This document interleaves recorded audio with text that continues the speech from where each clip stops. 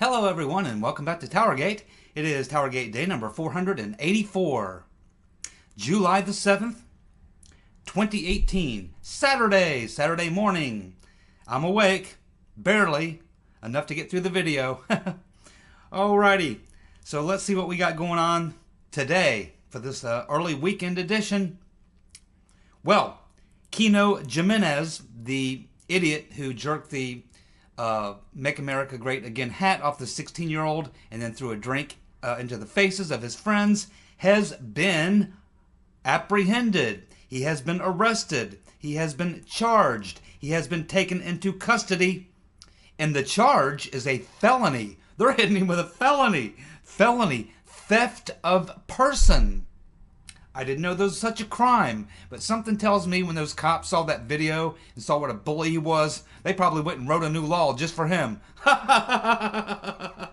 That's right, so he's sitting in the slammer jammer, and so yeah, he's facing a felony theft of person charge. He's a very nasty person. They'll probably let his butt rot in there over the weekend and won't even give him a hearing until Monday morning, would be my guess. I'm guessing he's not being treated too well in the local lockup there. And if people find out what a bully he is, he might find some other people just smacking him around a little bit just for the fun of it, because he's a really, really nasty individual. And yeah, that's good, and we need to do more of that sort of thing. You know, there was a comment, we were talking about this a couple of weeks ago when another one of these things happened, and we were trying to decide what is the crime. You know, is it assault? You know, it's like Laura Loomer's got filed a charge against Mad Maxine Waters for hitting her with the papers, supposedly, and we're wondering, is that assault? And one of our more wise contributors to this channel, Dave Warner, made a comment, and I hope I get this right, it's been a couple weeks, but I think the comment that he was making was that we were trying to decide, you know, what is the threshold for, you know, assault or whatever. And I think that what he said was, if an individual fears for their safety, then in fact that can then be assault. You know, if you fear for your safety, if someone does something that makes you fear that they, you know, might be doing something, that can actually be assault. So, not really sure what the black and white on the law is, and I'm not sure what they did here, because they didn't hit him with an assault charge for throwing the stuff into the faces of those other people, but they certainly could. But those people will probably have to come forward and file a charge, which they just may do. But they went after the theft of him taking the hat. And, you know, taking someone's hat, you know, if that's a felony, you know, fine and dandy, but that's exactly what they're charging him with, a felony of theft of person. Okay, so there you go. I guess that's what we call justice. Alrighty. Well, it looks like there were 213,000 new jobs created in the most recent. They've had up it twice. They upped it twice. And when the final number came in, it was 213,000 jobs were added, and there were mostly blue-collar jobs. Winning! Say what you want about Trump. He is a jobs-creating machine. A jobs-creating machine. Well done, Mr. President. Keep it up. Well, it appears that Peter's been stroking us. By the way, he is going to appear. I just talked about this like a day or two ago in a video. I said, you know, his lawyer saying he's not going to show up. We'll see. Because that's bad. Him showing up is bad, as I said. But not showing up is worse. They'll hold him in contempt. They'll force him. Then he's a hostile witness. Then on top of everything else, they'll really go after him. So I think his lawyer probably explained that to him and said, yeah, I mean, you know, the fact of the matter is, you're going to get grilled. You know, you can get grilled next week or a month from now. It'll be worse. And so it looks like he's going to go ahead and appear on July the 12th for that hearing. It will be an open hearing, so we'll be able to watch Peter's been stroking us getting raked across the coals. And it's going to be bad. I can tell you that right now. And it's going to get even worse because they released a whole new batch of emails that finally came in from the DOJ yesterday or last night. So they're going through them emails, and we've now found even more emails making the case of his bias. And at this point, you know, there's just no way you can say that bias didn't affect the case, especially because of a new text that we have. So we know that Peter's been Strzok lied to Congress in his closed-door session, because he said to them in the closed-door session that he had little to do with getting surveillance warrants on Carter Page. But these recent texts show a totally different thing. They say differently, and he will in fact be grilled on this point, because I'll get to it here. Where is it? Yeah, one of these new release text messages is basically Peter's been Strzok texting Lisa Page, and this particular text message shows clearly an attempt by Peter's been Strzok to expedite the investigation. So what he says in this text is, he says, quote, "Hurry the fuck up." He's talking about pressing his team of people to get this information to the Justice Department, which we assume is to move the investigation, to speed up, to get the investigation going. And that investigation would include getting these surveillance warrants. So again, I'm sure he told a lot of lies, or was not straight on a lot of things behind closed doors. Now they've got more text messages, and I'm sure they'll be bringing that up on July the 12th when he appears publicly in front of them for the hearing. So that, brace yourself for that one, folks. There's going to be some fireworks there, and I expect he's going to take the fifth on a lot of questions, but it's not going to stop members of Congress from being able to use their 5 minutes to just sit there and just literally, you know, barbecue his ass, which is exactly what they're going to do. You know, if he's not going to answer any questions, then they'll say, okay, fine. Then if you don't want to defend yourself or you don't want to talk, that's fine. We're just going to go ahead and spend each of our 5 minutes that we get, we're just going to spend that time just grilling your butt. You know?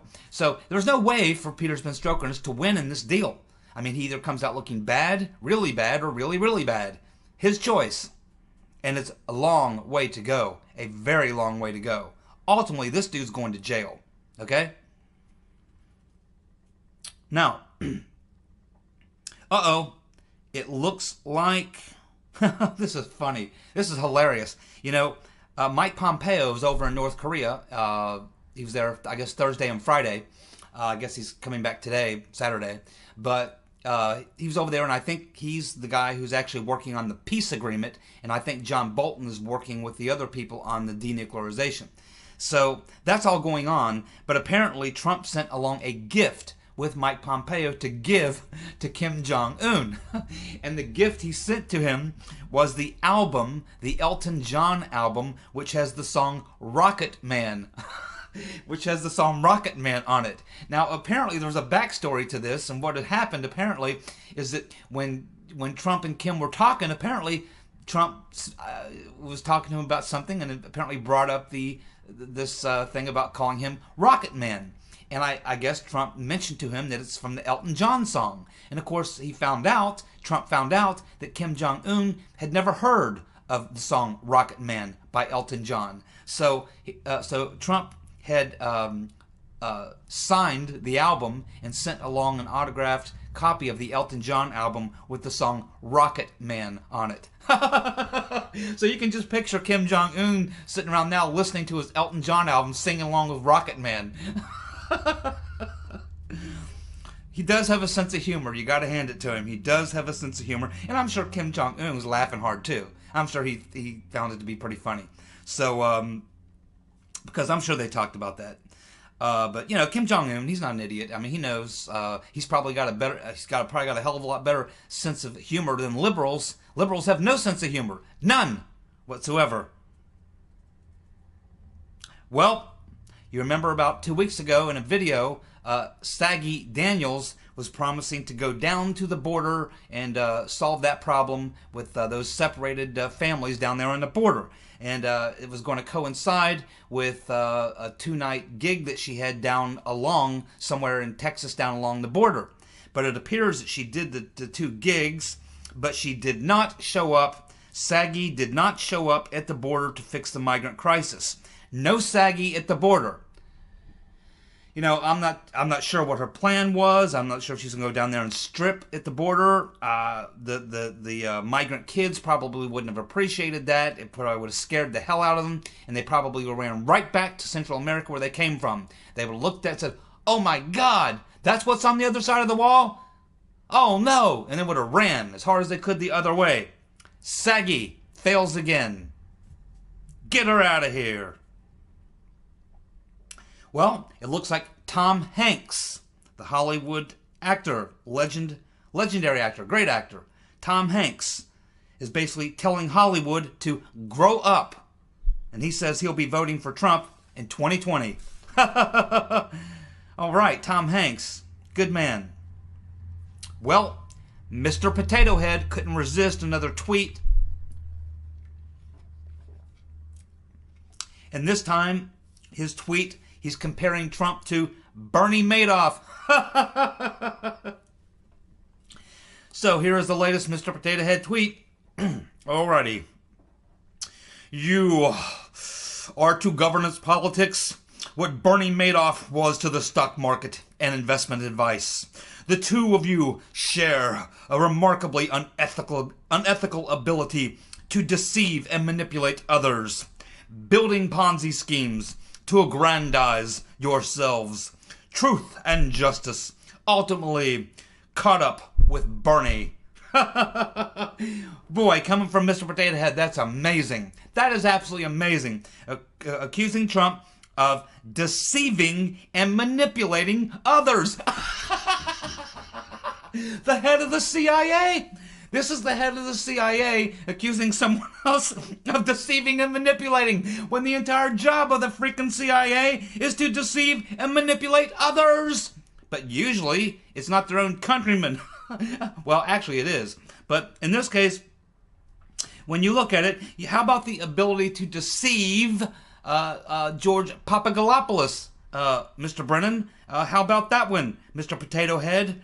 It looks like that's what you were doing there. How about Mr. Clovis? How about Carter Page? You were deceiving and manipulating all of them so that you could plant your Trump-Russia narrative with Papadopoulos, so that your other buddy, Mr. Down the Hatch Downer, could manipulate him and deceive him as well. Your entire plot for the 2016 election to elect Hillary and defeat Trump was based on manipulating others and deceiving people. Mr. Potato Head, you nut. This guy needs to be locked up. Well, he knows what's coming.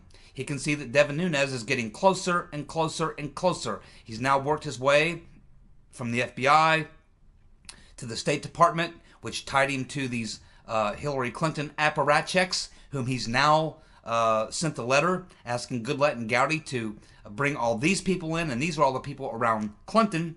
And once he gets all their testimonies and he gets to the bottom of that, that's going to lead him right to Mr. Potato Head. That's where he's going to end up. Ultimately, John Brennan is the one who launched the deep state coup.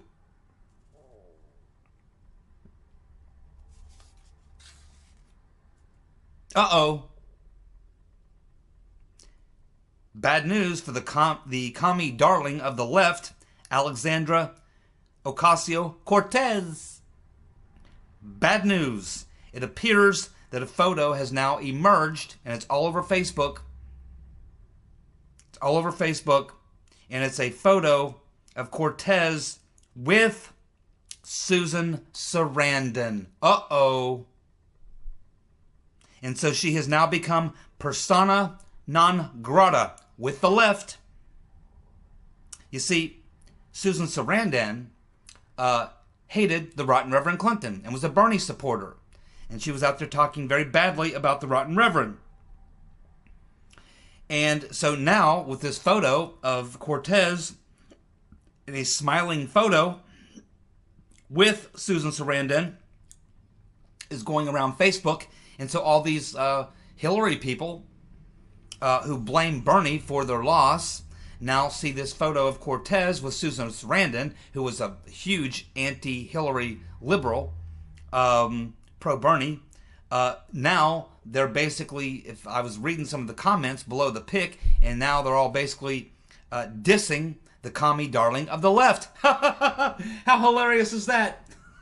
So let's try to follow this story if we can. So 2 years ago, 2016, Bernie the commie and his democratic socialism is way too far left for the country, and the Democrats couldn't have any part of it. They had to stop Bernie.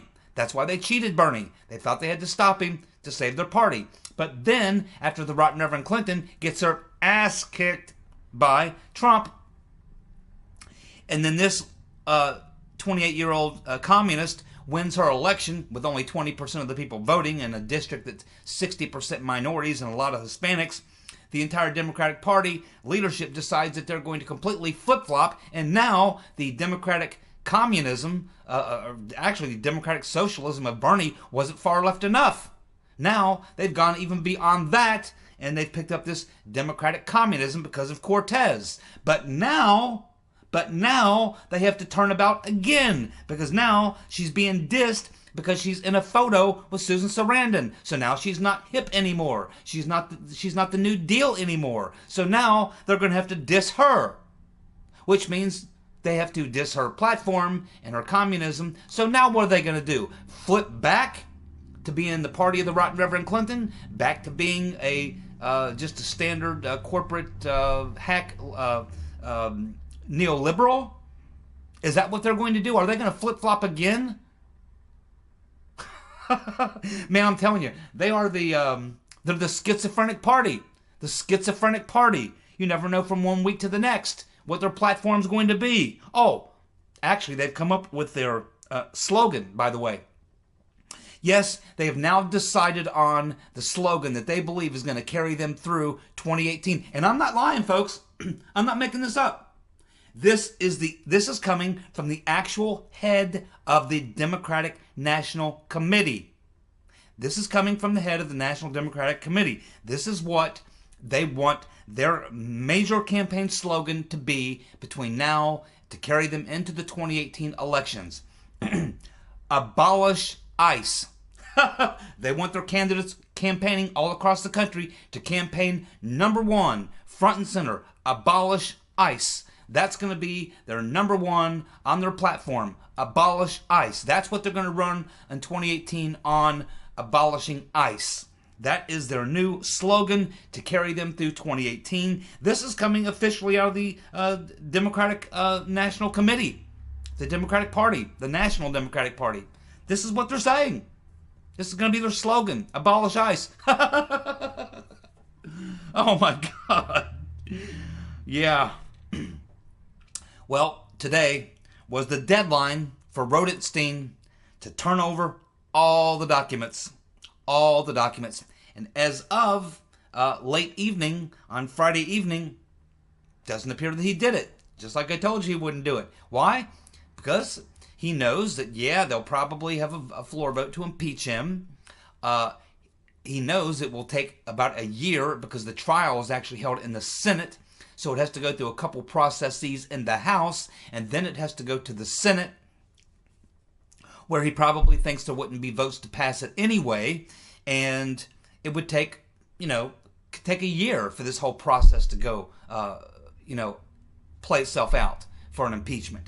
So that's what he's banking on. He's playing run out the clock. And he must still believe that Uncle Bob is going to drop something on Trump 6 weeks before the election, and it's going to turn the election to Democrats, or maybe Trump's going to have impeachment or whatever. So not really sure what Rodenstein knows, but he certainly talks to Uncle Bob, so they probably are working a plan. He and Uncle Bob are working a plan that they still believe that they've got something, I guess. They think that they can drop before the 2018 election, which will work against Trump. Maybe Uncle Bob's going to drop his report, and he's going to give it to the Congress and recommend impeachment. That would be my guess. That would be just my rough guess, and Rodenstein probably is aware of all that. So, it's obviously they're tag teaming the situation, and he's playing run the clock out. That's what he's trying to do, run out the clock. He doesn't care if they have the floor vote and vote to hold him in contempt, because he knows if they try to go the full process into impeachment, that is done in the Senate, and it would take months and months and months, probably be a year before they even got the hearings underway. So this is what Rodenstein is banking on, and he's not turning over the documents. Now, we do know that they dropped a batch of documents last night. It was more texts, these Strzok page text. They dumped that last night in the midnight hour when no one was looking on a Thursday night, knowing good and well that on Friday people don't pay attention a lot of the times. They just want to get off work, go home, fire the grill, whatever. So they're hoping that this stuff blows over. But I'm sure there'll be people going through all those recently released texts. They've already found some things. We just talked about one earlier, which makes it even more the case that Peter's been Strokinus was pushing very, very hard on his team to hurry the F up to get the thing rolling. So we'll just have to see where this goes. We'll have to see where this goes. Everything's up in the air. A lot of balls in the air right now. And, of course, Uncle Bob right now is really applying the pressure on Paul Manafort. It appears that he is now in solitary confinement for 23 hours a day. 23 hours a day in solitary confinement. Well, they're trying to break him. They're trying to drive him crazy. Okay? They know he really has nothing to give up on Trump, just like Michael Cohen has nothing to give up on Trump. But I guess they feel like if they torture these individuals, that in solitary confinement, 23 hours a day is pretty close to torture, that if they do that for long enough, that eventually these guys will crack and they'll say anything. They'll be willing to make up anything, do anything, just to alleviate the misery. And so, I mean, this is what we're witnessing, folks, right in front of your very eyes. We are witnessing, literally, torture of individuals for the purpose of getting them to crack so that you can use them against the president. This is happening right in front of everybody's eyes. I mean, this is what's going on. Absolutely amazing. Absolutely amazing. I can't believe that Congress is allowing this to go on. I can't believe the judge in that case is allowing this to go on. It's just amazing to be witnessing all of this. Let's see. Well, we have Harpers Bazaar, which is a magazine. I don't know if it's an online magazine or a physical paper magazine, but Harpers Bazaar is now calling for women to deprive men of sex who do not support abortion. Wow. Boy, you talk about something that's going to backfire badly. What the hell are these people thinking? Okay. Let me see here. How do I explain this? Well, fortunately, my mother does watch some of my videos. My girlfriend does not. So I might be able to get through this without getting myself in a lot of trouble. Okay. Here's the thing. Harper's Bazaar is calling for women to deprive men of sex who do not support abortion. Okay. How do I handle this? This is tricky. Okay. I'm going to just be honest. Okay. All right. You know, when guys are like 14, 15, 16, they are pretty horny, okay? They're getting really aroused, and just about the wind blows they get aroused, okay? It's just part of being a young guy. Your hormones, your testosterone is off the charts. You know, it's you're horny with everything. And in that period when you're like 14 to about early 20s, I'd say this would probably work on that group of people. But the truth is, once guys get to be like around 30, 35, a little older maybe, well, sex becomes more like maintenance. It's maintenance. It's like cutting the grass. I got to cut the grass once a week. I got to have sex once a week. I got to get the oil changed. Got to do this, got to do that. It becomes maintenance. Maintenance. That's what it is to us. We don't give a shit. In fact, sometimes I get in a lot of trouble for this. There are times when I know on Friday and Saturday night, my girlfriend's coming over. I know she's going to want to have sex. I just know it. Every Friday and Saturday night, I don't get a break. Sometimes I'm just like, oh man, I just want to throw some food on the grill, order up a pizza, get back and watch some movies, and just sit back and listen to some music, do whatever. I'm too tired to have sex. I don't want to have sex. I'd rather go fishing. I'd rather go out and wrench on my car, cut the grass, plant some daisies, do any damn thing. But sex, it's a lot of work.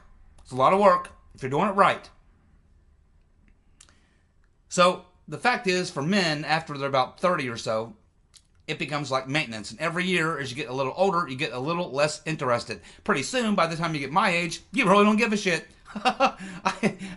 You just don't care as much. You really don't care. But women, on the other hand, it's like the reverse. The older they get, the hornier they get. Women love sex. They have to have sex. They want sex. They need sex all the time. Sex, sex, sex. They can't get enough sex. Can't get enough. They'll kill you. They'll have you doing sex for 7, 8 hours at a time. You'll be dying. You wake up the next morning, everything hurts. You're in pain. Everything's sore. You can't bend over. You can't move. Your arm's sore. Your back's sore. You're going through all this because of all that sex you had last night. And then they come over the next night. They want more. They can't get enough. They love sex. So how the hell is this going to work out? Women are going to deprive men of sex.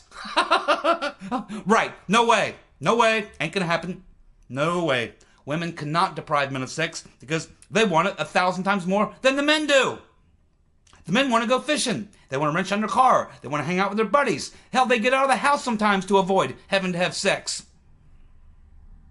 Not women, though. They're always ready, always horny. And the older they get, the hornier they get. That's absolutely right. When they're 16, 17, you got to work, man. You got to work hard. You got to work to get to second base. Not when they're at over 30. Once they're over 30, oh no, man. Gloves come off. It's on. It's sex all the time, every time, anywhere, anyhow. Closets, bathrooms, back seats of cars, on the roof, in the garage. It doesn't matter. They want it, and they want it now. They want it bad. And you better come off of it, pal, or you're in deep shit. You do not want to say no. You do not want to say no. That leads down a road you don't want to go down. So, this entire plot to deprive women of sex, or deprive women to deprive men of sex, will fail. It will fail, like all other leftist ideas. Because women love sex. They'll never give it up. Never. Never. Now, let's continue. If I still have any female subscribers left on the channel, I'll continue with the rest of you males, because I'm pretty sure most of my female subscribers have just left and unsubscribed. Unfortunately, I should have skipped the topic, but I didn't. I don't really edit my videos, so I guess it's going out. I'm in deep, deep trouble. But let's move on to Merkel. That's right. And the trade so-called wars. Everybody says that Trump's going to destroy the economies with all his trade war talk. Really?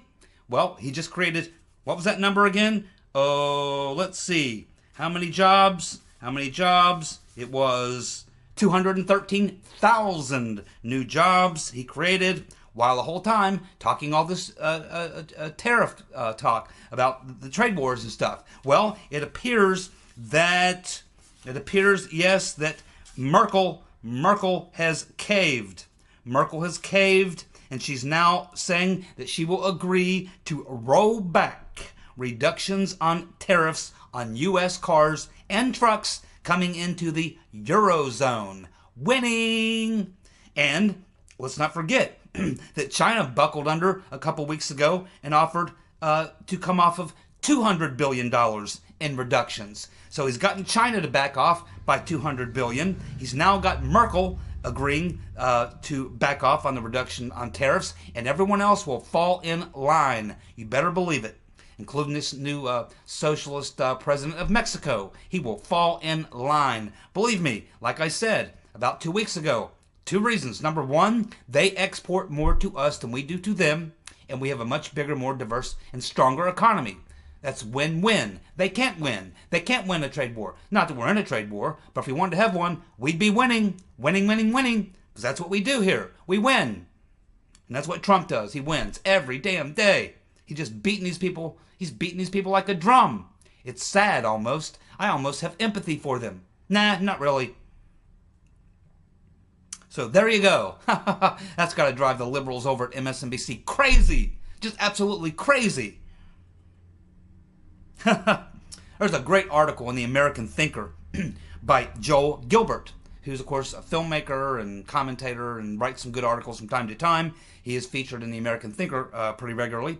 And he is saying the exact same thing, and he actually lays out a really coherent argument. I just kind of make points on it, but I mean, he lays out a really good, writes a very good story, article on why the rotten Reverend Clinton has every intention of running in 2020. Now, he goes one step farther. I say that she has every intention of running in 2020 and that she's doing everything that she would want to do or need to do that. That's what I see. But I don't actually think it's going to happen. I mean, it might. I'd say less than 50-50 because I think there's a better chance that she'll be in jail.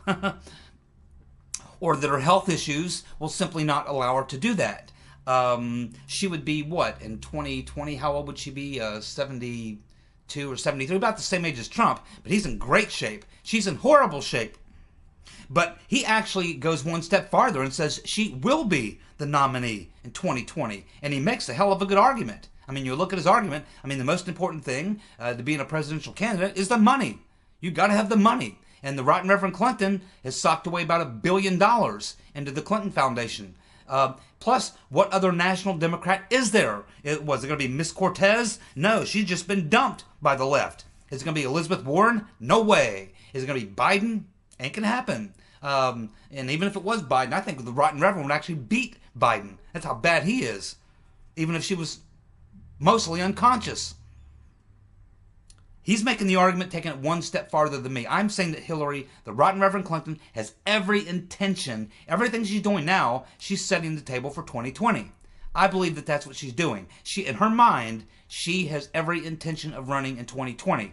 But I really don't think it's actually going to materialize. I think other things will happen that will prevent that. But he's making the argument. Joel Gilbert in the American Thinker is making a very strong argument. Compelling evidence, very good points, that she will in fact be the candidate in 2020, and Trump gets to beat her again.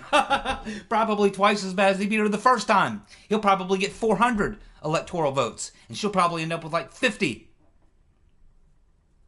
Unbelievable. Well, let's see. Iran. Let's talk about Iran. I'm not sure how many days, I've lost track now, but it's got to be like day 9, day 10, day 11, something like that. The protests continue. Despite the fact that Khomeini has threatened to really crack down, and he did. I mean, they have killed, at least reports are, that they have killed 21 people. They've killed 21 protesters. I would think is a lot higher number than that. Probably injured many, many more than that. But that's what's coming out of Iran. But the protests are continuing to grow. They're getting larger. People are shouting in the streets, "Death to Khomeini." So now he's taking it one step farther because he obviously believes there's foreign involvement, and I wouldn't be surprised if the CIA or British MI6 or whoever isn't somehow, involved a little bit in what's going on over there and pushing that. I wouldn't be the least bit surprised. Certainly the sanctions and all the other things are helping, but Trump hasn't really even laid his sanctions down yet. As soon as he does, it's over. But anyway, that situation is continuing, and so I guess Khomeini is now threatening to block the Straits of Hormuz, where about 60% of the oil travels through there. I'm telling you what, I don't think he'll do it. I don't think he'll do it. That would be absolute suicide. I mean, right now that regime is slowly collapsing from the protests from within. If he blocks the Straits of Hormuz, it's over. It's over quickly because they're not going to allow the Straits of Hormuz to be closed for more than any length of time. As soon as he attempts to do that, man, they'll get hammered. They will get hammered from everybody. I mean, there's no one that wins in that deal. No one wins. Even Iran loses.